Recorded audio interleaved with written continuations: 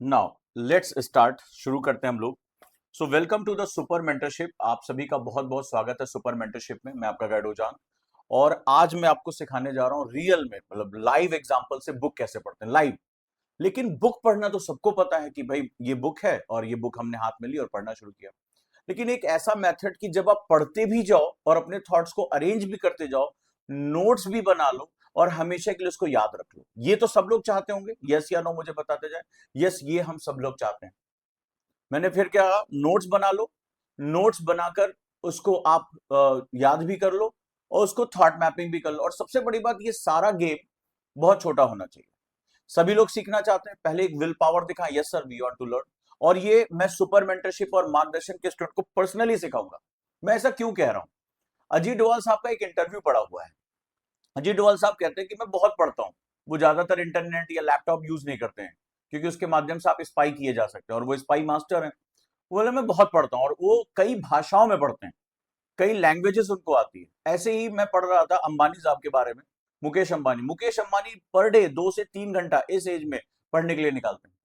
Elon Musk तो ये कहा जाता था कि वो बंदा साइंटिस्ट ही नहीं, उसके बारे में संसद में बोला गया जो है अमेरिका की, कि ये आदमी रॉकेट बनाएगा, ये आदमी बर्बाद कर देगा। और उसने दुनिया का पहला रीयूजेबल रॉकेट रॉकेट बना दिया, जहां पर उसने रॉकेट को कैप्चर कर लिया। तो एलन मस्क से पूछा गया कि आपने कैसे किया? आप तो रॉकेट साइंटिस्ट नहीं है, आप तो कहीं जो है वैज्ञानिक ही नहीं है। बोले इससे मुझे कोई मतलब नहीं, आई रीड आई लर्न।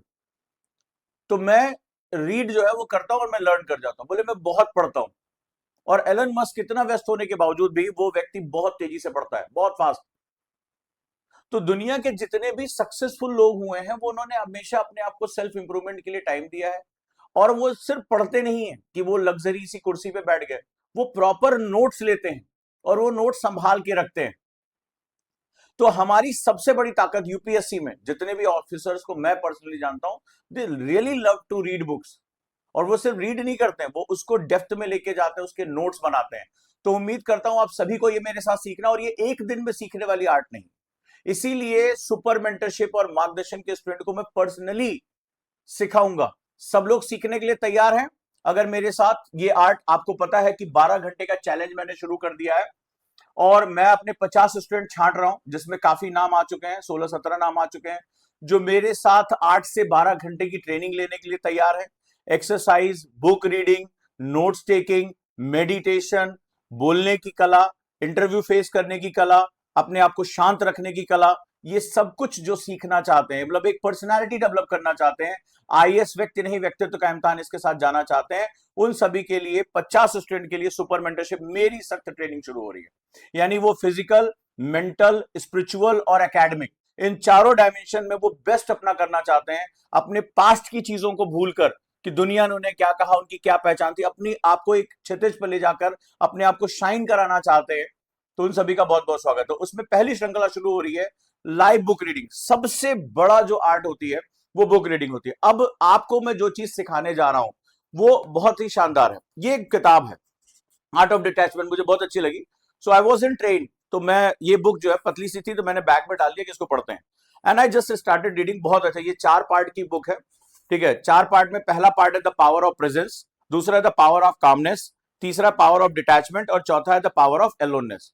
तो मैं जिस जगह ट्रैवलिंग कर रहा था, रात भर की ट्रैवलिंग थी, तो मैंने इस किताब को सिर्फ पढ़ा।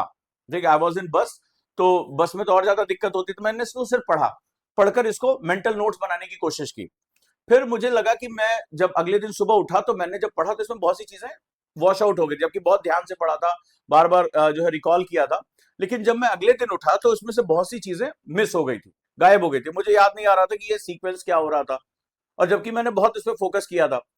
अगले दिन जब मैं वापस ट्रेन से लौट रहा था, तो मैंने इस पर एक मेथड डेवलप किया कि मैं टैब लेके ट्रेन में बैठ गया। सब लोग मुझे आसपास देख रहे थे, क्योंकि आजकल लोग तो मोबाइल पे मूवीज और ये एंजॉयमेंट, ये कौन सा आदमी है जो बुक लेके बैठा हुआ है और साथ में जो है टैब पे नोट्स बना रहा है।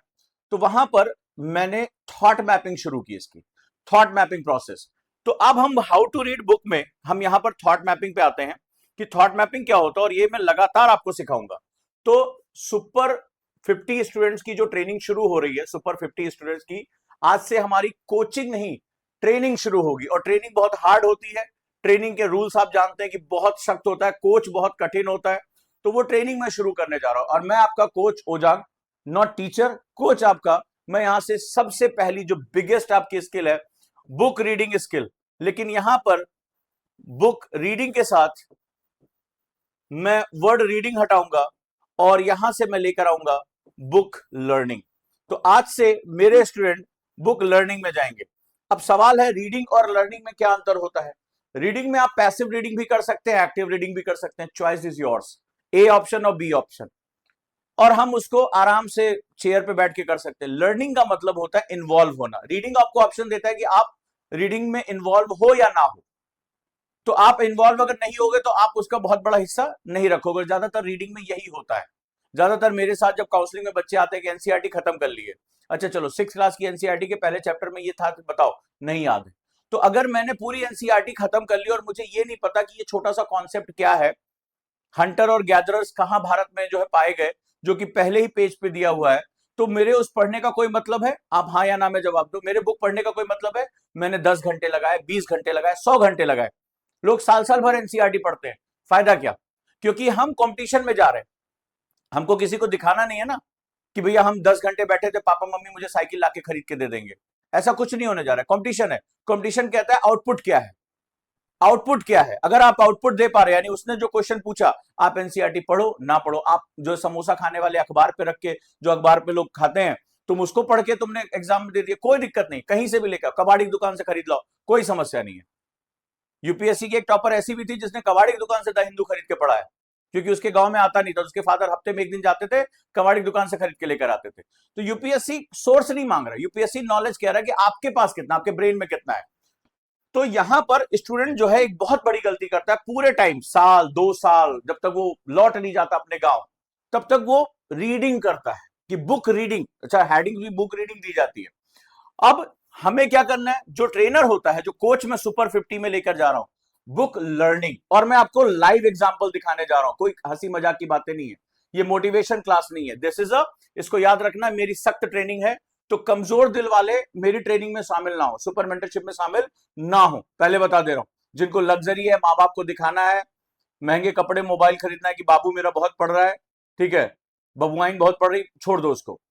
जिसको ये है कि मुझे अगला यहां से छुटकारा पाकर मुझे सिर्फ यहां पहुंचना है, जब यहां पहुंच रहा है, जिसके दिमाग में कुछ और आ ही नहीं रहा है, जिसके दिमाग में बस इतना है कि मम्मी पापा को जो सबसे बड़ा मुझे गिफ्ट देना है वो मेरा सिलेक्शन देना है, जिनके सपने में भी आता है कि मम्मी पापा को लोग जो है कंधे पे बिठा के लेके जा रहे हैं, फूल मालाएं जो उनको जो है वो पहना रहे हैं, मेरी वजह से, मेरे नाम की वजह से आपका बच्चा आईएएस है, आपकी जो है लड़की आईएएस है, आईपीएस है, जिनके दिमाग में सपने ही आते हो, मैं केवल उनसे बात कर सकता हूं। जिनको लगता है कि हाँ, वो अपने परिवार की गरीबी, जो उनके परिवार के साथ दिक्कतें हुई हैं, वो इंसान है जो उसको बदल सकते हैं, मैं केवल उनसे बात कर रहा हूं।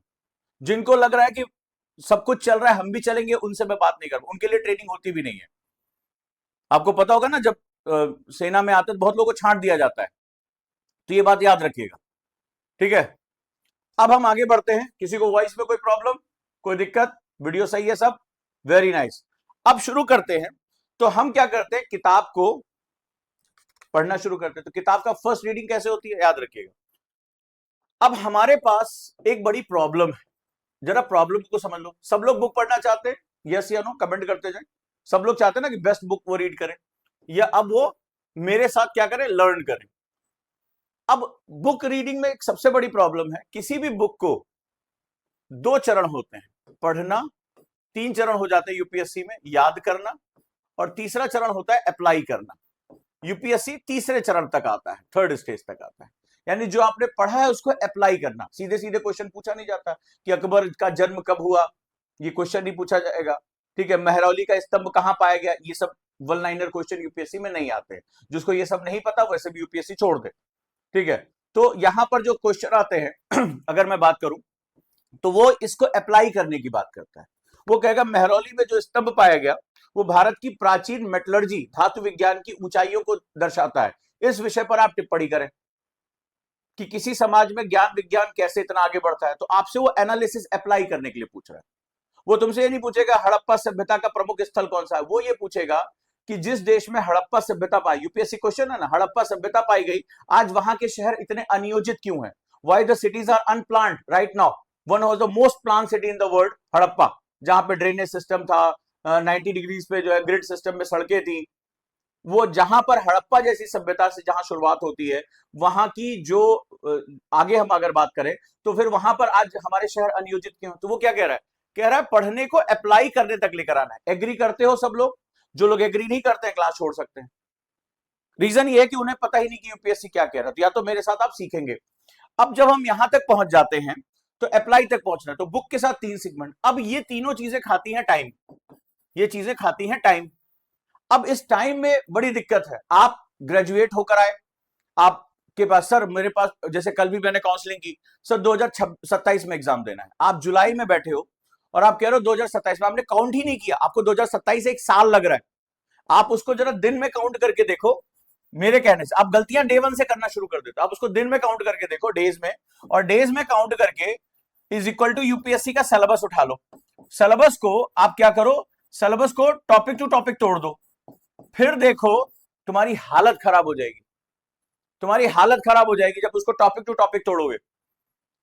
तो आप क्या करते हो, आप एक हाइपोथेटिकल सेगमेंट बनाते हो कि मैं आऊं। अब आपको ये भी नहीं पता, आपको 2027 सुनाई पड़ रहा है, आपको ये भी नहीं समझ में आ रहा है कि 210 दिन बचे हैं या 220 दिन बचे हैं, आपको अभी समझ में नहीं आ रहा एग्जाम में।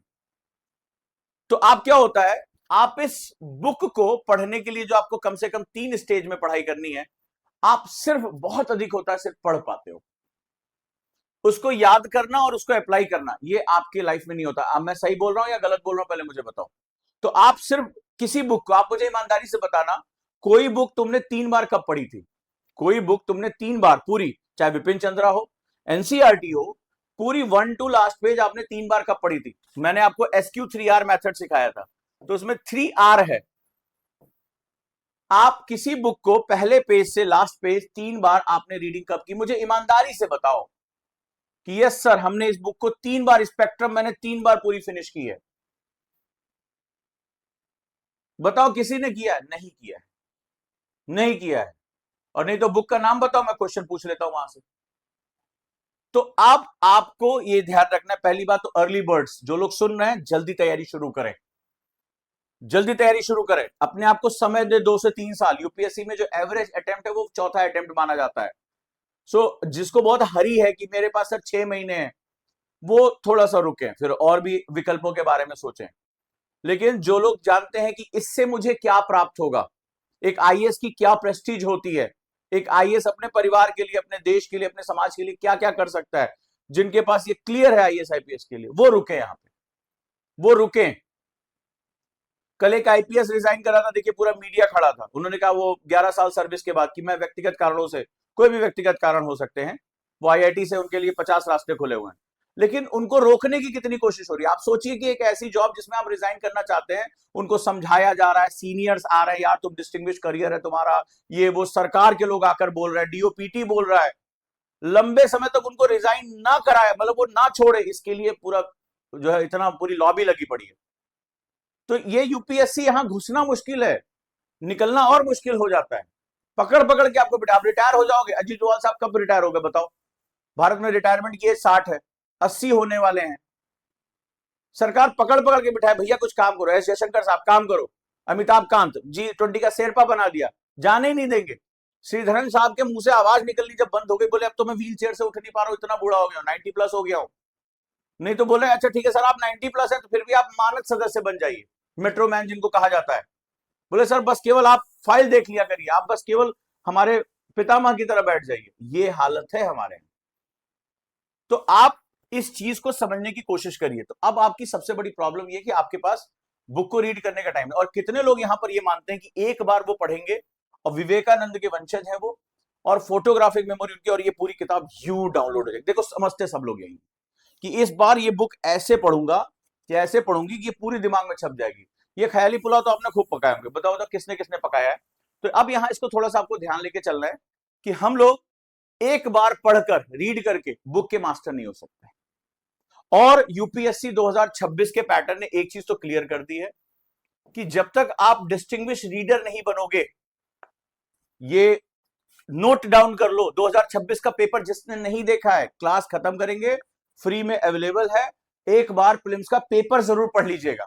सारी कल्पनाएं जो है आपकी क्लियर हो जाएंगी, सारी गफलत क्लियर हो जाएगी, जो भी आपके मिसकंसेप्शन है सब क्लियर हो जाएंगे। तो जिसको भी ये लग रहा है कि 2026 का जो पैटर्न था 25 से ही आ गया था, कि अब अगर हमने विविध सोर्सेज नहीं पढ़े, Yojana, Kurukshetra, down to earth, India year book, economic survey, DoPT और ये तमाम जो एमईए के डॉक्यूमेंट्स, एमओईएफ की वेबसाइट्स, यूनाइटेड नेशन की वेबसाइट, इतना कुछ अगर हमने नहीं पढ़ा, क्वेश्चन हमसे नहीं होगा, नहीं होगा। और जिसको भी जो भी अभी कह रहे हैं कि हमें बहुत बाद में एग्जाम देना है, वो 2026 का पेपर जाकर पढ़ आए, सारी कंफ्यूजन की क्लियर हो जाएगी। कि अगर अब आप डिस्टिंग्विश फास्ट रीडर नहीं बने, एक्यूरेट रीडर नहीं बने, यानी पढ़ने के साथ उसको याद नहीं किया, अब आप सर्वाइव नहीं करेंगे। सो लेट्स स्टार्ट, शुरू करें। तो आज मेरा पहला ट्रेनिंग सेशन शुरू होने जा रहा है। याद रखिएगा, this is a training session.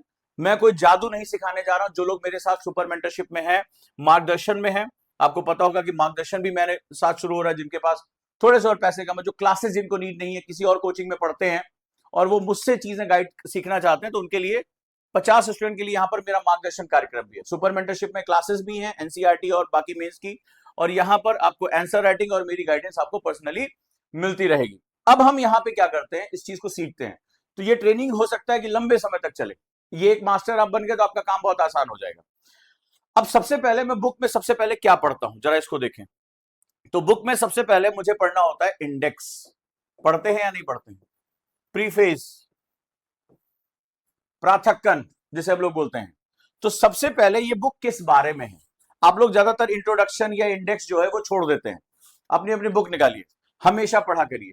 इसके जो छोटे छोटे पॉइंट्स, आप सीधे चैप्टर नंबर 1 पे आते हैं। ये पढ़ना बहुत जरूरी, इसको टेबल ऑफ कंटेंट बोला जाता है, कि ये पूरी बुक को डिजाइन कैसे की गई, जो राइटर है उसने इसको डिजाइन कैसे किया है, वो किसके बाद किस घटना को लेकर आ रहा है। मान लो आप स्पेक्ट्रम ही पढ़ रहे हो, तो किसके बाद कौन सी घटना को रखा गया है, ये जानना बहुत जरूरी है। इससे क्या होता है, जब आप इंडेक्स पढ़ते हो, जब आप प्राथमिक, तो आपका एक फ्लो तैयार होता है, फ्लो स्ट्रक्चर तैयार होता है कि हाँ मुझे ये चीजें कवर करनी है, मुझे ये चीजें कवर करनी है। इसके बाद अगला जो सेगमेंट होता है, आप इसके प्रीफेस पढ़ते हो, इंट्रोडक्शन, ठीक है। तो ये बताता है कि ये बुक क्यों लिखी गई है, वाई। ये वाई जो होता है किसी भी चीज का, क्यों ये किताब क्यों लिखी गई है, तो ये अपना जो आमुख होता है या इंट्रोडक्शन जो होता है, राइटर जो होता है, उसमें बताने की कोशिश करता है कि मैंने ये बुक क्यों लिखी है, एक पर्पस क्या है। ये जो वाई होता है, ये बेसिकली तुम्हारे दिमाग में एक पर्पस या हुक क्रिएट करता है, पर्पस।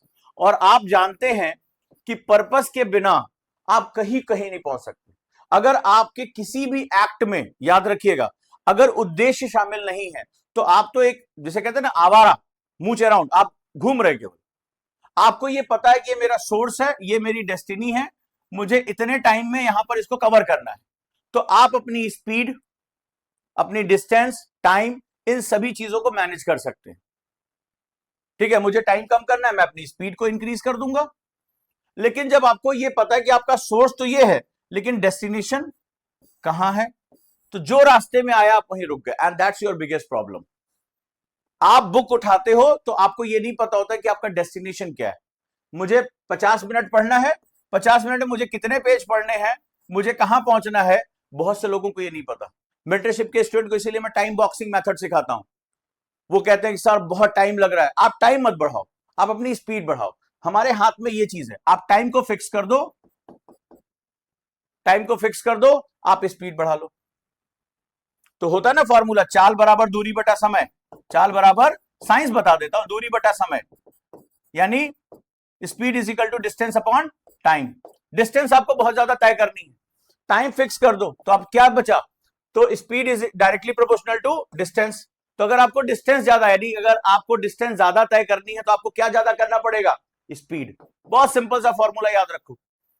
तो अगर मुझे यूपीएससी का सिलेबस पूरा करना है, तो मुझे चाल बराबर दूरी बटा समय में समय फिक्स कर दो। समय 23 तारीख को पेपर है, हम इसको हिला नहीं सकते।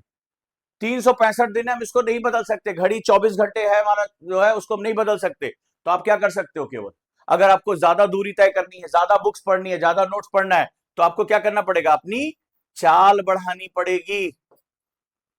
And that's my mentorship. तो वापस चलते हैं एक छोटे से पॉइंट पे। एक किताब में 3 प्रॉब्लम्स हैं, पढ़ना है, याद करना और अप्लाई करना है। लेकिन अब मुश्किल यह है कि टाइम फिक्स हो गया, टाइम फिक्स हो गया। कोई है ऐसा माई कलाल जिसके अनुरोध पर यूपीएससी का पेपर जो है टल जाएगा? या जिसके घड़ी में 48 घंटे के बराबर होगा? कोई है यहां माइकल? कोई नहीं होगा। तो आपका टाइम हो गया फिक्स। अब आपके पास चॉइस क्या है? जल्दी मुझे कमेंट करके बता दो, आपके पास चॉइस क्या है? मुझे ज्यादा कवर करना है, यानी ये क्या करना है? Distance, distance 1 2 3। अब मेरा डिस्टेंस ज्यादा हो गया, मेरी दूरी बढ़ा दी है, मुझे पढ़ना भी है, याद भी करना है, अप्लाई करना है। अब मेरे पास तरीका क्या बचा? मेरे पास तरीका क्या बचा?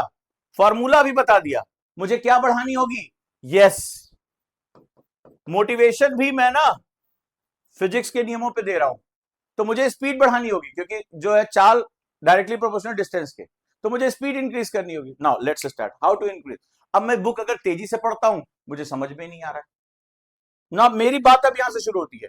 मैं अगर तेजी से किताब पढ़ रहा हूं, पता नहीं क्या लिखा था, मेरे को वोकैबुलरी भी नहीं समझ में आई, बस जल्दी जल्दी जल्दी जल्दी लास्ट पेज पे पहुंच गया, कुछ नहीं समझ। ये किसके किसके साथ हुआ कि जल्दी जब पढ़ने आते तो कुछ याद नहीं रहता, कोई भी नोट्स उठा रहे, बुक पढ़ रहे।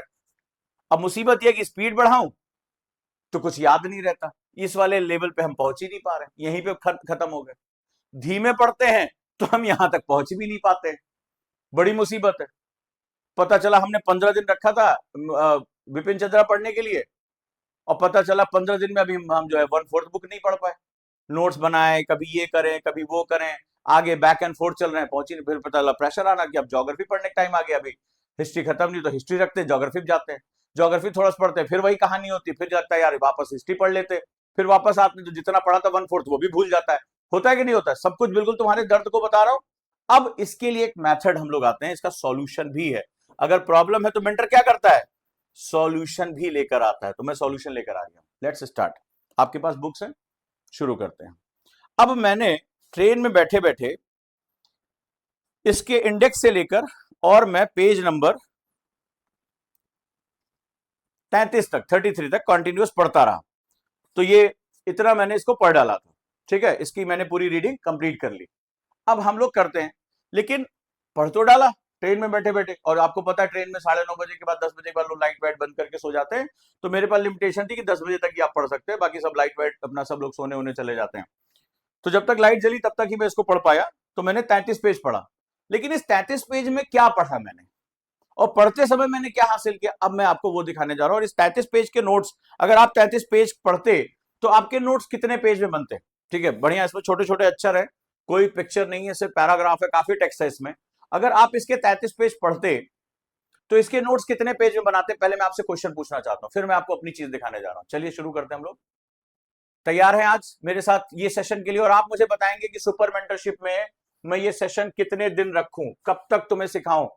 तो सुपर मेंटरशिप में जो लोग जुड़ना चाहते हैं वो तत्काल तैयारी में लग जाएं, जुड़ जाएं। एजुकेशन लोन भी अवेलेबल है, बहुत इजी ईएमआई पे, और उसका ब्याज हम लोग चुका रहे हैं, यानी एकेडमी दे रही है, तो आपको कोई परेशान नहीं होना है। सानवी, 33 पेज का नोट्स एक पेज में बना के दिखाओ।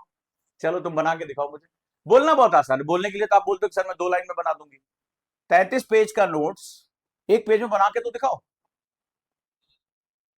मुझे नहीं दिखा, मुझे नहीं दिखा अभी किसी किसी स्टूडेंट का। बोलने के लिए आप कुछ भी बोल दो। आपने जो माइंड मैप मैंने आपका देखा, उसमें भी आप वर्ड्स बहुत यूज कर रहे हो, उसमें वर्ड बहुत यूज कर रहे हो, मेरा ही एक पेज में नहीं बना। ठीक है, तो आपका तो सुपर नोट्स है, जबकि मैं तो सिंबॉलिक यूज करता हूं। तो 33 पेज हैं, और इसके नोट्स कितने?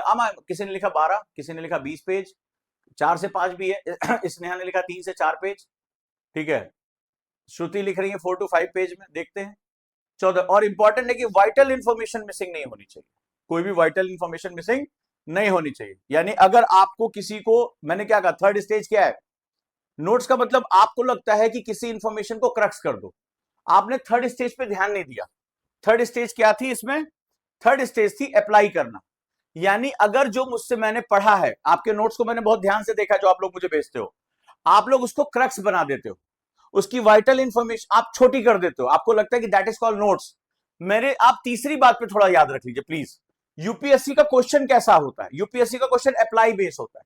वो तुमसे नहीं पूछ रहे हैं कि औरंगजेब की मृत्यु किस सन में हुई, नहीं। यूपीएससी का क्वेश्चन औरंगजेब की मृत्यु के बाद भारत में मुगलों के शासन पर होने वाले प्रभाव की चर्चा कर रहे हैं, मराठों की शक्ति के उदय के बारे में बात कर रहे हैं, क्षेत्रीय शक्तियों के उदय के बारे में बात कर रहे हैं, वो अप्लाई।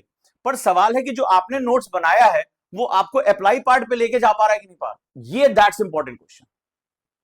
मैंने उसको क्रक्स कर लिया, छोटा कर लिया, देखने में सुंदर लग रहा है, बट क्या वाइटल इंफॉर्मेशन यानी महत्वपूर्ण सूचनाएं मिस तो नहीं हो गई? This is the thing. Let's start, शुरू करें। तो मैंने इसको पढ़ना शुरू किया। इसका पहला चैप्टर था the art of living in present, यानी वर्तमान में जीवन जीने की शक्ति। अब देखो, रेडी हो, तैयार हो आज के लिए? और हम लाइव सीखेंगे, रोज मैं लाइव आपके सामने नोट्स बनाऊंगा। तो ये पहला टीचर होगा जो इंडिया में सुपर मेंटरशिप और मार्गदर्शन में लाइव नोट्स बनाएगा। यानी आप पढ़ते जाओगे, मैं बुक पढ़ूंगा, आप बुक पढ़ोगे और हम लोग लाइव नोट्स बनाएंगे। यस या नो, जल्दी बताओ, मजा आने वाला है। यानी सामने ही आपके बुक पढ़ूंगा, सामने मैं नोट्स बनाऊंगा, आप नोट्स बनाएंगे। अभी तक शायद पूरी इंडिया में किसी टीचर में इतनी हिम्मत नहीं कि अपने स्टूडेंट के सामने बैठ के नोट्स बना ले। और नोट्स कैसे होंगे ये मैं आपको बताऊंगा। कोई है ऐसा टीचर, कोई इंटरनेट पे भी ऐसा टीचर है कि सामने बुक पढ़ रहा है और सामने नोट्स बना रहा है आपके सामने, और आपको सिखा रहा है? ये ज्ञान देना कि नोट्स बना लो, ऐसे कर लो, वैसे कर लो, ऐसा होना चाहिए, शुड कुड, ये सब चाहिए, होगा, क्या हो रहा है, दैट्स इंपॉर्टेंट। अभी क्या हो रहा है, दैट्स इंपॉर्टेंट। कोई है? नहीं है। तो चलिए शुरू करते हैं। तो सुपर मेंटरशिप के स्टूडेंट को हम यहां पर यही डिस्कस जो है करने जा रहे हैं। Let's start. तो अब हम लोग आ जाते हैं, ये वो बुक है द आर्ट ऑफ डिटैचमेंट, ठीक है, ये बुक है। तो ये मेरे नोट्स हैं, पार्ट 1, ठीक है, पार्ट 1 आर्ट ऑफ डिटैचमेंट। देखो नोट्स बनाए थे, तो वहीं पे फोटो खींचा। इससे क्या होगा कि मुझे पता चल गया किस बारे में बात हो रही है। इसकी चौड़ाई थी, तो मुझे ये लगा ब्रांचेस को डेवलप करने में मुझे आसानी होगी। नाउ लेट्स स्टार्ट, ठीक है। अब यहां पर मैंने नोट्स को शुरू किया, ठीक।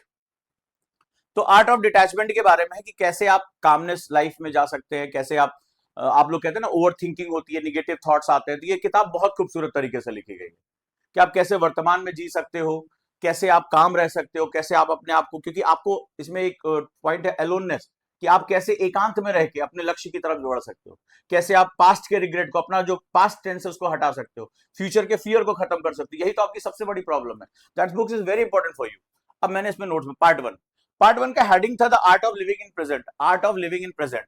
तो प्रेजेंट मतलब ये है मेरा प्रेजेंट, जब हम किसी एक चीज पर होते हैं तो मैंने उसको प्रेजेंट बनाया। ये मतलब ये समय की धारा बह रही है, प्रेजेंट है, समय की धारा बह रही है। प्रेजेंट मतलब क्या हुआ, मैं अभी यही हूं, यही तो प्रेजेंट। ये क्षण मेरा है, न अतीत न जो है भविष्य।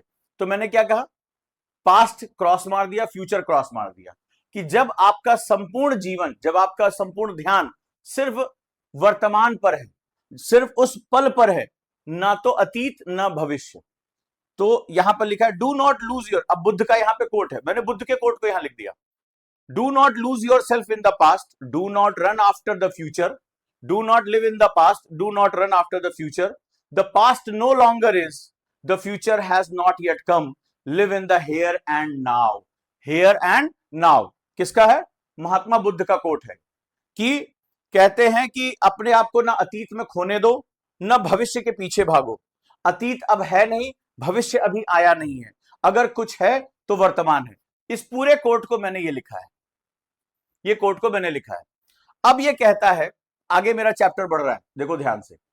तो ये हो गया मेरा मेन थीम। मेन थीम के आगे मैं बढ़ा, कहता है the past is over and the future is uncertain, the present moment is the only reality, yet we often get trapped in the regret और worry, forgetting to experience what is happening right now. Each individual moment comes, passes and never return. There may be similar moment, some better, some worse, some funnier, some sadder, but the one that just passed will never come back. As Jean Paul I wrote, there may be more beautiful times, but this one is over. To live fully, we must reclaim now. This is where life happens, where joy resides, where choices are made, and where we cultivate presence. But what does it truly means to embrace the now and why it is so difficult?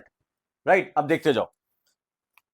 तो ये होगा कि भाई वर्तमान ही सब कुछ है, ठीक है। अगर आपको जिंदगी जीनी है, अगर आपको फैसले अच्छे लेने हैं, तो आपको प्रेजेंट में रहना पड़ेगा। यहां तक अभी बताया। फिर कहता था माइंड टग ऑफ वॉर, जो हेडिंग है इसकी, mind tug of war. Our minds are restless traveller consistently trapping from one time from, कहता है कि हमारा जो दिमाग है ना, ये बहुत खतरनाक है। ये रेस्टलेस ट्रेवलर, यात्री की तरह है। ये लगातार लीप लेता रहता है, लगातार जंप करता रहता है, एक थॉट से दूसरे थॉट, एक फ्रेम से दूसरे थॉट। और मोस्टली ये जो है क्या करता है, पिछली गलतियों को दोहराता रहता है, पिछली बातों को दोहराता रहता है टेप की तरह, ठीक है। और ये क्या करता है, बार बार ऐसा लगता है कि हम पीछे जाके इतिहास दोबारा लिख देंगे, हम अपनी गलतियों को अतीत में सुधार लेंगे, बार बार ट्रैप। आपके साथ हुआ है कभी ऐसा? ठीक है, पिछली गलतियों को, पिछले रिग्रेट को हम बार बार दोहरा रहे हैं। अब जरा ध्यान से देखो, ठीक है, we anticipate future outcome often fearing what might go wrong after that trusting that could go right.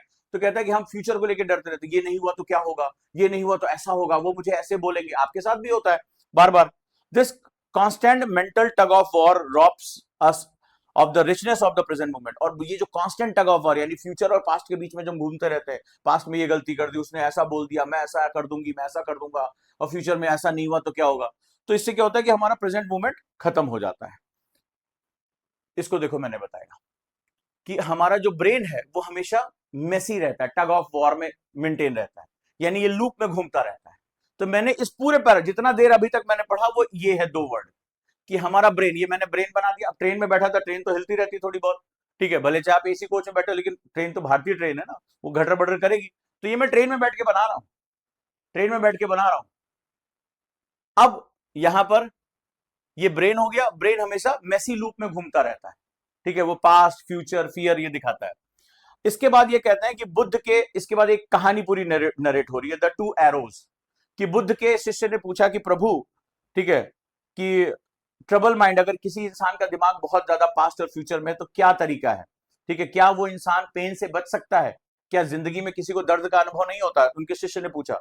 तो इसमें एक स्टोरी नरेट की गई, the 2 arrows, the pain we create for ourself. तो इसमें कहानी ये है कि बुद्ध अपने शिष्य को समझाते हैं कि 2 तरह का तीर है। एक तीर जब पहली बार आपको लगा, तो ये लाइफ आपका भाग्य, आपका कर्मा है, आपका प्रारब्ध है, आप उस पेन को रिग्रेट नहीं कर सकते। कोई लव्ड वन छूट गया, किसी के घर में कुछ बात हो गई, नौकरी चली गई, कुछ भी हो सकता है। बोले लेकिन एक दूसरा तीर होता है, वो तीर ऐसा होता है जो सेकेंड एरो, ठीक है, वो हम खुद पर, मतलब उस घटना को हम बार बार दोहराते हैं, रिग्रेट करते रहते हैं, हम उससे डरते हैं, यार ऐसा हो गया होता तो ऐसा कर लेता, ऐसा हो गया होता तो ऐसा कर लेता।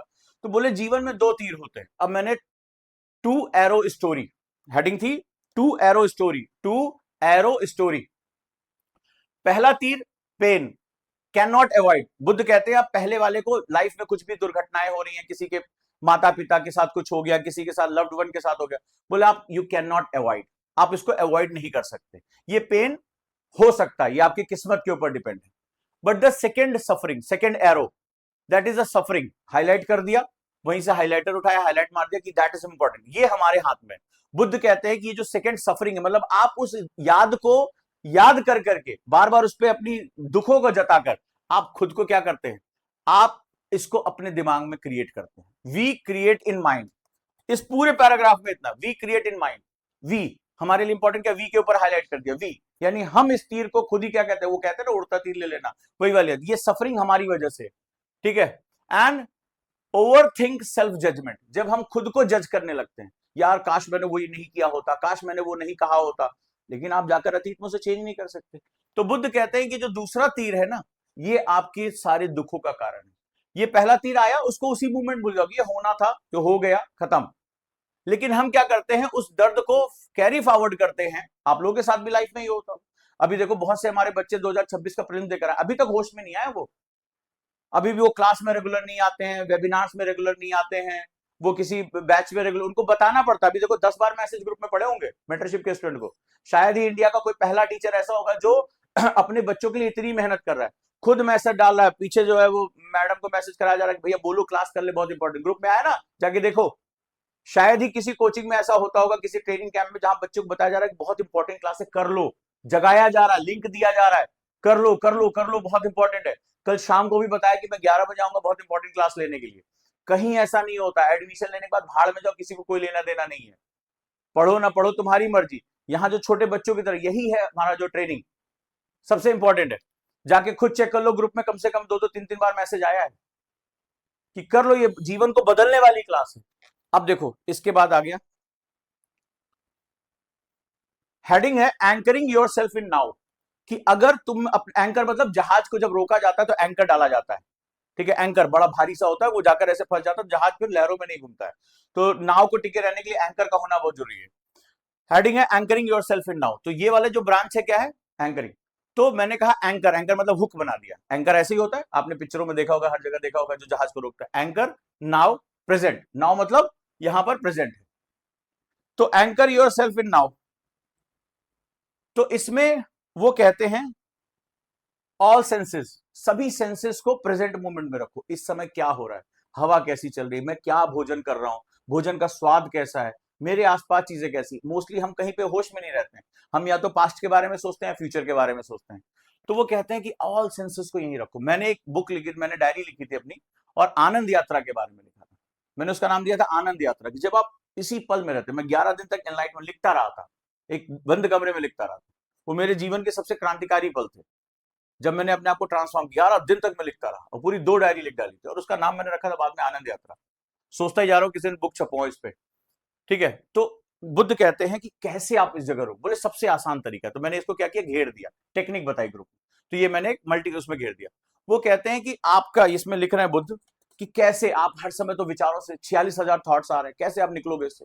तो बुद्ध कहते हैं इसमें, ठीक है, कि एक सबसे अच्छा तरीका है लिविंग इन द प्रेजेंट। पूरे ये चैप्टर में देखो लिख रहे हैं, वो कहते हैं वन ब्रीथ रोल। यहां पर था वन ब्रेथ रोल, तो मैंने एक गोला बना दिया, श्वास अंदर।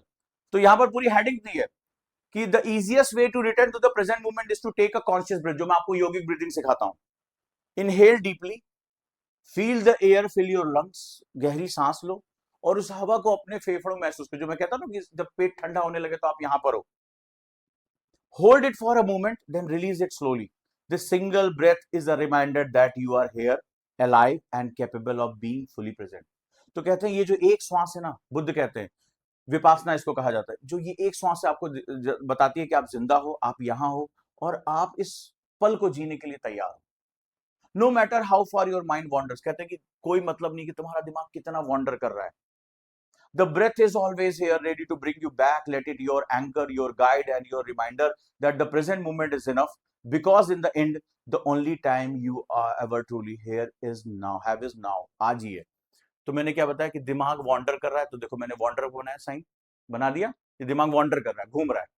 श्वास के माध्यम से, यानी ब्रीथिंग, योगिक ब्रीथिंग, एक श्वास, inhale exhale and you are here. ठीक है, और मैंने इसको और आसान भाषा में, मैं क्या कर रहा हूं, होश में रहना। मैं कई बार क्लास में कहता हूं होश में रहना, ओशो कहते हैं होश में रहना। तो जो मुझे और भी जो जिसकी नॉलेज है मैंने इसमें ऐड कर दिया। मैं क्या कर रहा हूं, खुद से पूछना, व्हाट आई एम डूइंग। मैं श्वास ले रहा हूं, मैं खाना खा रहा हूं। तो कहते हैं कि पूरी तरीके से वहीं पर हो जाओ, अवेयर। विवेकानंद कहते हैं साक्षी भाव। देखो ओशो ने कहा कि होश में रहना, विवेकानंद जी कहते हैं अवेयर, साक्षी भाव। मैं हूं नहीं, मैं सिर्फ देख रहा हूं। ये सबसे बड़ी फिलॉसफी है कि आप किसी चीज में इन्वॉल्व नहीं हो, मैं साक्षी भाव से, मैं दृष्टा हूं, मैं देख रहा हूं। हो गया पूरा चैप्टर। ये जो पूरा पार्ट है, यहां से टग ऑफ वॉर, यहां से शुरू होकर यहां खत्म, 2 लाइनों में खत्म। कितने वर्ड यूज किए काउंट करना। इस पूरे, अभी तक मैं पहुंच गया पेज नंबर 13 पे, पेज नंबर 14, 15, पेज नंबर 15 खत्म हो गया, पेज नंबर 15 खत्म हो गया, और मैं ये 2 लाइनों में सारी बातें खत्म हुई हैं। And not even the single movement मेरा मिस नहीं हुआ है। सिंगल मूवमेंट पूछोगे, अगर ये किताब तुम्हारे पास है, इंटरनेट से भी निकाल लो, अगर मौजूद है, तो जो जो कहोगे पूरी स्टोरी नरेट है, सारे इंपॉर्टेंट पॉइंट की, किसी को आपको बताना है, इसके अप्लाई पार्ट को बताना है, you can tell them. Page number 15 पर हूं, ये देखो, पेज नंबर 15 सामने दिखा रहा हूं। फिर आ जाते हैं पेज नंबर 16 पे। ठीक है, page number 16, 17, awaken your awareness. Chapter का नाम है चैप्टर नंबर 2। पूरा चैप्टर 2 लाइन में खत्म है। चैप्टर नंबर 2, चैप्टर नंबर 2 का नाम है अवेकन योर अवेयरनेस। ठीक है, ये देख लो। अब जरा देखो, तो अवेयरनेस, जागरूकता, आप हिंदी में बनाओ, हिंदी में। अवेकन, तो अवेकन मतलब राइज होना, अपनी चीज को जागृत करना, उत्तिष्ठ, संस्कृत में इसको उत्तिष्ठ बोलते हैं। तो मैंने अपनी अवेयरनेस को जागृत किया। तो मुझे ये लिखने की आवश्यकता क्या है, मैंने अवेयरनेस लिखा। मैं चाहता तो इसकी फोटो बना लेता, लेकिन इसी समय सामने एक बच्चा बैठा था, बड़े तेज रोने लगा। अब मेरा ध्यान उधर थोड़ा चला गया कि इतना तेज अचानक से क्यों रो रहा है। तो मैंने इसको अवेयरनेस लिखा। देखो यहाँ पे मैंने दूसरे कलर से इसीलिए लिखा उस समय, तो मैंने इसका साइन बनाया अवेयरनेस। ठीक है, अब देखो क्या लिखा हुआ है, we are always running, always reaching, always expecting life to happen elsewhere. मतलब हम हमेशा दौड़ते रहते हैं, हमेशा कहीं पहुंचने की जल्दी में रहते हैं, हमेशा उम्मीद करते हैं कि लाइफ में कुछ होने जा रहा है। We think joy will come in a future achievement, बोला जाता है कि खुशी किसी दिन आएगी, भविष्य से आएगी। We think joy will come in a future achievement in a milestone reach, जब हम कोई सफलता प्राप्त कर लेंगे तब हम बहुत खुश हो जाएंगे। ठीक है, but when that future arrive, it never feel like enough. लेकिन जिस दिन हम मान लो सेलेक्ट भी हो गए, तो लगता है ये नहीं, इसके बाद कुछ करना है, हम कभी संतुष्ट नहीं होते हैं, because we never truly here to being with, क्योंकि हमने कभी रुककर उन पलों का एंजॉय ही नहीं किया। कई बार हम सफलता तक पहुंचते हैं, पीछे बहुत से लोग छूट जाते हैं, प्यार छूट जाता है, माँ बाप छूट जाते हैं, सब लोग छूट जाते हैं। If we want to live fully, we must slow down, breathe, and be present. Otherwise, we will spend our whole life preparing to live instead of actually living. बहुत सेनेका की ये लाइन है, बहुत खूबसूरत लाइन है कि हम पूरी लाइफ तैयारी करते हैं कि हम जिएंगे, और जब जीने का मौका आता है तो तक हमारे हाथ से सब कुछ जा चुका होता है, और हम पूरी लाइफ ये सोचते हैं कि अब जिएंगे, अब जिएंगे, अब खुश होंगे, और पूरी बात निकल जाती है। ठीक है, तो अब ये क्याओस के बारे में तो मैंने क्या बताया कि लाइफ में जब क्याओस होता है, भागो भागो भागो, तो लाइफ की क्वालिटी डाउन हो जाती है। यही तो लिखा है, if you want to live fully we must slow down, हमें रुकना पड़ेगा। तो लाइफ कैसी होनी चाहिए? ये लाइफ एक्चुअली हम हमें भविष्य की चिंता कर रहे हैं, हम क्योटिक लाइफ है। क्योस मतलब हर समय तनाव, भागो भागो, ये हासिल करो, वो करो, ऐसा करो। लाइफ को हम जी नहीं पाते, लाइफ हमारे लिए उस समय होती नहीं है। लाइफ कब होगी? व्हेन गो स्लो, धीमे, इंजॉय करते हुए, चीजों को देखते हुए। इसी को इकिगाई जो बुक आई थी उस पर लिखा गया है, ब्रीथ स्लोली, मस्त एंड रूट इट, अपने आप को रूट करो, जो भी करो उसका मजा लो। मैं बार बार कहता हूं, यूपीएससी की तैयारी का मजा लो, कभी फियर ही नहीं होगा, कभी पेन ही नहीं होगा तुम्हारे लिए। सोचो कि मैं कितना लकी हूं कि मुझे तैयारी करने का मौका मिला, कितना लकी हूं। आज ये लकी वाली बात नहीं होती तो आज मुझे इतनी बड़ी शुरुआत क्यों करनी पड़ती, आप मुझे बताओ। आज जो मैं देश का सबसे सस्ता बैच लेकर आया हूं, हर घर आईएएस, 5,000 रुपए में, क्यों मुझे सब्सिडाइज करके उन्हें देना पड़ता? बहुत से ऐसे बच्चे जो अपने सपने पूरे नहीं कर सकते, मात्र 5,000 रुपए में यूपीएससी की pre GS foundation, pre main, CSAT सब कुछ लेकर आ गया यहाँ पे, और 20 बच्चों को यहाँ पर मैं ही कर रहा हूं। तो अगर आप लकी हो, आप मेंटरशिप में हो, आप पढ़ रहे हो, तो अपने आप को धन्यवाद बोलो ईश्वर को, यस आई, मेरे को मौका मिला है। आज मैं क्यों कह रहा हूं कि आप आगे बढ़िए और इसकी जो है वो प्रचार आप खुद करिए, कि ऐसे बहुत से बच्चे जो 5,000 रुपए में, अभी तक प्राउडली कह रहा हूं, इंडिया में किसी ने नहीं पढ़ाया, और प्राउडली इसमें जो है एक एक दिन का लेक्चर प्लान तैयार है, मोस्ट डेडिकेटेड लेक्चर प्लान तैयार है, बेस्ट तरीके से पढ़ाने जा रहे हैं, और 28 दिसंबर को हम इसको खत्म भी कर देंगे। 28 जुलाई से शुरू करके 28 दिसंबर को हम खत्म भी कर देंगे। तो ऐसे जो बच्चे जो नहीं भाग्यशाली है, नहीं उनके माता पिता के पास पैसे, वो इसमें आ सकते हैं। बट अगर आप हो तो इसको थैंक यू बोलो। तो आप इस चीज को सीखने की कोशिश करो, समझो कि ये क्या है, कैसे काम कर रहा है, राइट। तो अगले इसमें जो बात कहता है, देखो मैं बढ़ता जा रहा हूं इसमें, पावर ऑफ अवेयरनेस क्या होता है, राइट।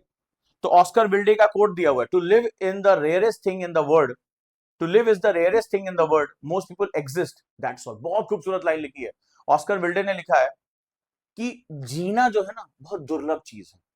ज्यादातर इस दुनिया में केवल लोग हैं, एग्जिस्ट करते हैं, जी नहीं रहे हैं। बहुत खूबसूरत, फिर से कह रहा हूं, to live is the rarest thing, to live is the rarest thing in the world, most people just exist, that's all. कितनी खूबसूरत लाइन है। तो कहते हैं पावर ऑफ अवेयरनेस क्या है, ठीक है। तो पावर ऑफ अवेयरनेस क्या है, तो यहां मैंने बताया। तो यहां पर ऑस्कर विल्डे को, ये पूरी लाइन जो मैंने देखो पूरी लिख दी ऑस्कर विल्डे की, मुझे बहुत खूबसूरत लगी। हार्ट बनाया, व्हाट वी लव, ठीक है। इसका मतलब होता है चेंज, डेल्टा, ठीक है, चेंज। तो क्या चीज है? डिफरेंस, ये होता है डिफरेंस। तो इससे पहले कि difference is the like constant between the eating a meal while scrolling your phone, तो कहते हैं इसमें बताया गया है कि आप जो करो उसको प्यार करो। ये पूरी लाइन है कि जनरली हम खाना खा रहे हैं लेकिन फोन स्क्रॉल करते रहते हैं, आप लोग भी करते हो, ठीक है। और हमें ये नहीं पता होता खाने को बनाने वाले ने कितनी मेहनत की, कितने मन से खाना बनाया, इसका स्वाद कैसा है, इसकी जो है गंध कैसी है, हमें नहीं पता होता, हमने क्या खाया, कई बार लोगों को पता ही नहीं होता है। वो कहते हैं कि लव व्हाट यू डू। और फिर ऑस्कर विल्डे कहते हैं कि हम ज्यादातर जीते हैं, जीते नहीं है, हम केवल वहां पर हैं, एग्जिस्ट कर रहे हैं। तो मैंने कहा कि जो अवेयरनेस का मतलब होता है कि जब आप कोई काम करो उसमें इंग्रॉस हो जाओ, उसमें डूब जाओ, जो कर रहे हो उसको प्यार करो।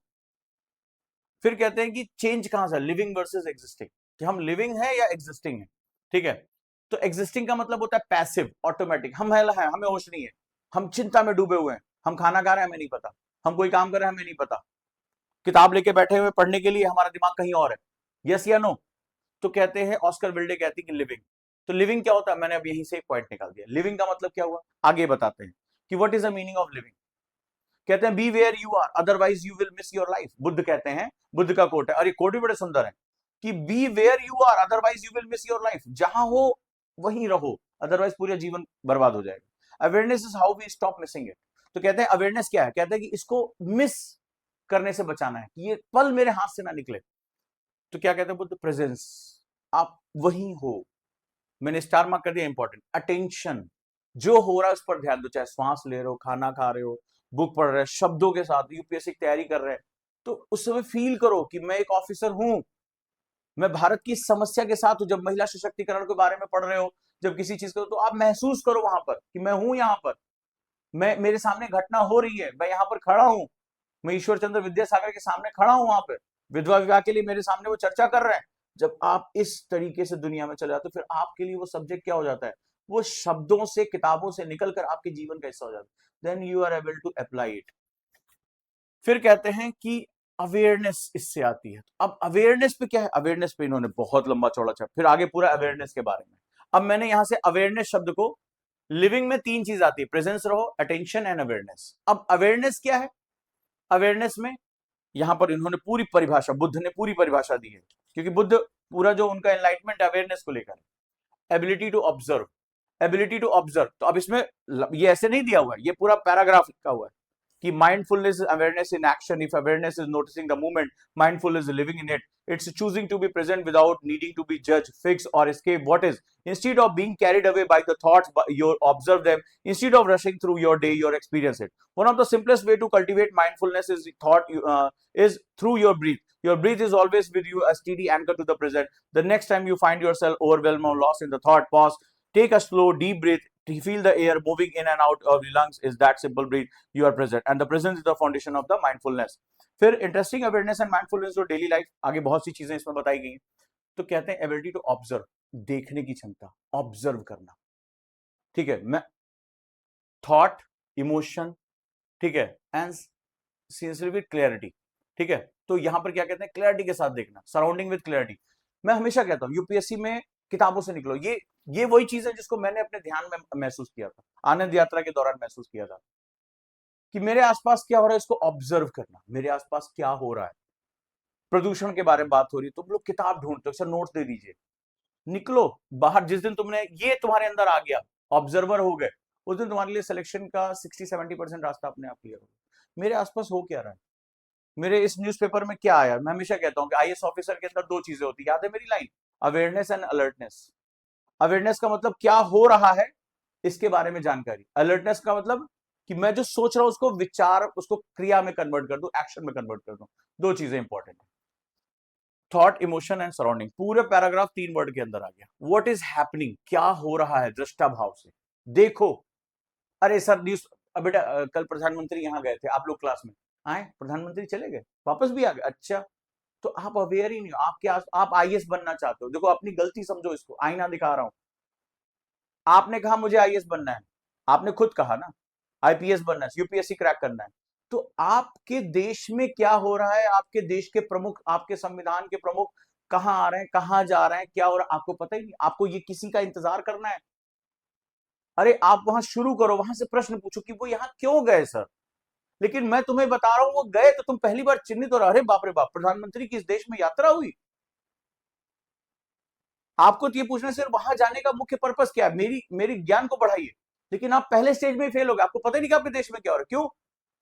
क्योंकि आप कहीं सोच रहे हैं किसी दिन मैं तैयारी करूंगा, किसी दिन, तो फ्यूचर में या पास्ट में आप टिके हुए हैं। ठीक है, अब देखो नोट्स, और एक लाइन तो मुझे बहुत अच्छी लगी तो मैंने इसकी फोटो खींच के डाल दी, नोट्स के अंदर डाल दी। ठीक है, पूरा पूरा लिखने का टाइम नहीं था।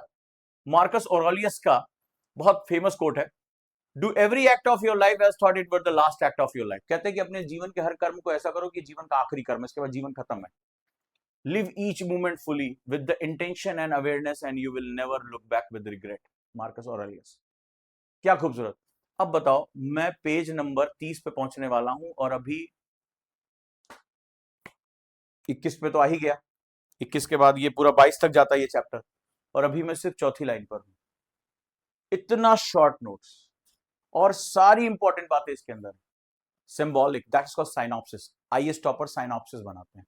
और आगे के जितने चैप्टर में पढ़ता रहा, let go to the past, ठीक है, फिर चैप्टर नंबर 4 पे भी आ गया, ठीक है, चैप्टर नंबर 5 पे आ गया, सारे चैप्टर इसमें कवर किए इसमें, और ये सारा का सारा इस एक पेज पे। ठीक है, ये देखो यहां पे let go to the past. तो PAST का मैंने बना दिया। अब ये पास्ट में क्या है, ये पूरी कहानी बताता है, एक कहानी इसमें नरेट की कि जलती रस्सी को पकड़े रहना। तो दर्द हो रहा है, जलती रस्सी को पकड़े रहोगे तो जितने देर जलती रस्सी को जितनी देर पकड़ोगे उतना तुम्हारा हाथ जलेगा, जितनी मजबूती से पकड़ोगे। तो मैंने इस पूरी कहानी को PAST पास्ट, तो मैंने बताया कि हम जो एक इंसान खड़ा है, हमेशा वो अपने पास्ट के बोझ को ढोता रहता है और उस पास्ट अतीत के बोझ के नीचे वो दबा रहता है। उसको जाने दो, उसको जाने दो, लेट देम, ठीक है, उसको निकल जाने दो।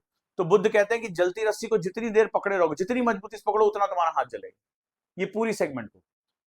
सो हम लोग यहां पर इस चीज को रोज के रोज सीखेंगे, रोज के रोज समझेंगे, याद रखिएगा, ठीक है। और हम यही कोशिश करेंगे, चाहे मेरा मार्गदर्शन की क्लास हो, चाहे वो सुपर मेंटरशिप की क्लास हो, ये ट्रेनिंग जारी रखें सुपर मेंटरशिप के स्टूडेंट के लिए और मार्गदर्शन के लिए। यस या नो, जल्दी बताइए, यस या नो। और अब हम मिलेंगे 1 बजे ज्योग्राफी ऑप्शनल की क्लास में। 1 बजे हम लोग की आज क्लास होगी। 1 बजे ज्योग्राफी ऑप्शनल में आज हम अगला चैप्टर पूरा करते हैं। Let's start. चलिए, अच्छे से अपनी तैयारी करिए, मेरे साथ जुटे रहिए। हिस्ट्री ऑप्शनल जो है वो 1 अगस्त से शुरू कर रहे हैं, सूरज सर आंसर राइटिंग शुरू कर रहे हैं। और देश का सबसे सस्ता बैच, इसमें आप लोगों का सपोर्ट चाहिए। आप बताइए मुझे कैसे सपोर्ट करेंगे कि हम उन बच्चों तक पहुंच सके जो कम पैसे में पढ़ाई करना चाहते हैं। कल भी बहुत से बच्चे जुटे, खासकर मुझे कल अच्छा लगा कि बच्चियां कल ज्यादा जुटी। जो इन मेरा पर्पस भी यही था कि वो जो संघर्ष कर रही हैं, जिनको पढ़ने के लिए पैसे उतने अच्छे नहीं उपलब्ध है, वो यहां पर रहेंगे। तो मैं बुक रीडिंग आपको सिखाऊं मेंटरशिप में? गुड, मुझे मैसेज करिए। हम कोई भी कल एक बुक उठा लेंगे, इंडिया ईयर बुक उठा लेंगे। आप मुझे एक किताब, एक कॉमन बताओ। जैसे हमने भारत 2026 बोला है, तो भारत की बुक उठा लेते हैं। सभी के पास आ गई मेंटरशिप पे, मैंने मैंडेटरी कर दिया था, ये बुक सबके पास होनी चाहिए। नाउ और नेवर के बच्चों को मैंने मैंडेटरी कर दिया था। तो लाइव में तुम्हारे सामने नोट्स बनाऊंगा, तुम भी पढ़ोगे आधे घंटे, मैं भी पढ़ूंगा 30 मिनट्स, हम लोग साथ साथ बुक रीडिंग करते हैं, गुरु शिष्य दोनों लोग। Ready, done. टारगेट आपको डेली पढ़ने के लिए मिल ही रहे हैं, या वो जो टारगेट डेली मिल रहा है कहो तो उसके नोट्स बना दें, जो आप कहोगे, ठीक है, जो आप कहोगे। तो मेंटरशिप में अब सख्त ट्रेनिंग के लिए तैयार हो जाओ। बहुत कुछ आपने इंप्रूव किया, बट अब ये सुपर 50 ट्रेनिंग, तो जो लोग अभी सुपर 50 में नहीं आए हैं, मेंटर को अपना नाम देंगे कि सर हमें आपके साथ 50 इस सख्त ट्रेनिंग है, लबासना तक पहुंचना है। 8 से 12 घंटे का शेड्यूल मुझे चाहिए आपका। नहीं पढ़ पा रहे हो तो मैं पढ़वाऊंगा आप लोगों से, नहीं पढ़ पा रहे हो तो मैं आप लोगों से पढ़वाऊंगा। 8 से 12 घंटे कैसे पहुंचना है, चाहे वो मुझे पोमोडोरो टेक्निक सिखानी पड़े या मुझे बिट बाय बिट टेक्निक सिखानी पड़े, बहुत आसानी से आप पढ़ सकते हो, बिना थके पढ़ सकते हो। मेरी mentorship is not about motivation, मेरी मेंटरशिप इज ऑल अबाउट, मैं लगभग आपको 50 से ज्यादा टूल देने जा रहा हूं, यानी उन टूल्स के माध्यम से आप एक भी मिनट इधर से उधर नहीं जाओगे, बट आपको वो मेरे साथ फॉलो करना पड़ेगा। मैंने आपसे 6 गुण मांगे थे, वो 6 शपथ मुझे पूरी करके दे दो, और welcome to the super 50 batch. 50 बच्चों के लिए आ जाओ मेंटरशिप में, ठीक है। और यहां पर हम सख्त ट्रेनिंग शुरू करते हैं। जो रेगुलर नहीं है, जल्दी से जल्दी उसको रेगुलर हो जाओ। जो मेरे साथ रहे उनको मैंने आइडेंटिफाई कर लिया है कि कौन जाएंगे। तो आज की क्लास कैसी लगी बताना जरूर। अगर ये नोट सीखना चाहते हो बताना जरूर। सानवी, अब क्या तुम्हारा कहना है ये मुझे जरूर बताना, कि कोर वैल्यू नहीं जानी चाहिए, क्रक्स नहीं बनाना है, मुझे उसको अप्लाई करना है। तो अप्लाई करते समय मुझे निबंध के कोड्स भी चाहिए, सारी चीजें चाहिए। सो लेट्स स्टार्ट, चलते हैं। Thank you so much, thank you. और एक बार किताब पढ़ना, और मैंने इसके लिए एक टेक्निक डेवलप की है, मैं बताऊं तुम्हें टेक्निक? चलो अगली क्लास में बताता हूं, ठीक है। ये टेक्निक मैं खुद अप्लाई करूंगा, ये अपने खुद भी देखो, जब तक मैं कोई चीज करता नहीं हूं तब तक मैं, तो मेरा टैब हमेशा मेरे साथ चलता है। लेकिन मैंने एक टेक्निक और डेवलप की है, ये टेक्निक मैं कल की क्लास में तुम लोगों को बताऊंगा, ठीक है। एक ऐसी टेक्निक, एक छोटी सी चीज, बड़ा दिमाग में बहुत धांसू आइडिया आया, ठीक है, और उसको कभी भी तुम कर सकते हो, कभी भी। और वो चीज अपने साथ हमेशा रखना, देखना अब किताब पढ़ना और नोट्स बनाना दोनों आसान है। फॉर एग्जाम्पल, अगर मैं तुमसे आज कहूं कि अब अगर मैं 6 महीने बाद भी, मुझे इस किताब के वो जो 35 पेज मैंने पढ़े, मुझे क्या दोबारा, एक छोटी सी बात, दोबारा मुझे उसको पढ़ने की आवश्यकता है? किताब तो आप जितनी बार पढ़ो, मान लो मैंने वो किताब पढ़ता रहा, मैं नोट्स बनाता रहा, थोड़ा सा समय लगेगा, ये एक दिन में सीखने वाली चीज नहीं, it takes lot of time. कि कैसे वो कैसे उसको फ्लो चार्ट बनाते हैं, किस इंफॉर्मेशन को छोड़ना है, किस इंफॉर्मेशन की कीवर्ड को पकड़ना है, किस इंफॉर्मेशन के सिबलिंग्स को पकड़ना है, चाइल्ड नोट्स कैसे बनाने हैं। तो ये रैंडम नोट्स नहीं था, ये बहुत वेल प्रिजर्व, आपने देखा कि सारी मोस्ट इंपॉर्टेंट इंफॉर्मेशन उसके अंदर थी।